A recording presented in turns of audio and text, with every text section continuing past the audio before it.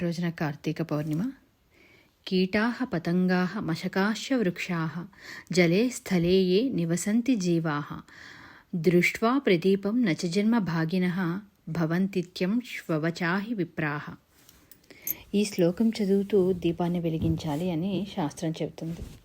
ఈ దీపపు వెలుతురు మన మీద పడినా చాలు అని చెప్తారు. కీటాశ్చ మశకాశ్చ అంటే పురుగులు, దోమలు, ఈగలు ఇలా చెరువు మీద లేదు భూమి మీద ఎక్కడైనా కూడా ఉన్నటువంటి జీవరాశులన్నీ కూడా మనం పెట్టేటువంటి ఈ కార్తీక పౌర్ణమికి పెట్టినటువంటి ఆ దీపపు జ్యోతి వెలుగును చూస్తే చాలు అవి ఉత్తరోత్తర ఎత్తవలసినటువంటి జన్మలన్నీ కూడా సగం తగ్గుతాయని చెప్తారు. మరి దీపపు జ్యోతిని చూస్తేనే అంత ఫలితం వస్తే పెట్టిన వాళ్ళకి ఇంకెంత ఫలితం వస్తుంది చెప్పండి. కాబట్టి ఆ మంత్రం చదవలేకపోయినా కనీసం దాన్ని భావన చేస్తూ వెలిగించినా కూడా అదే ఫలితం వస్తుందని పెద్దలు చెప్తారు. శ్రీమాత్రే నమః.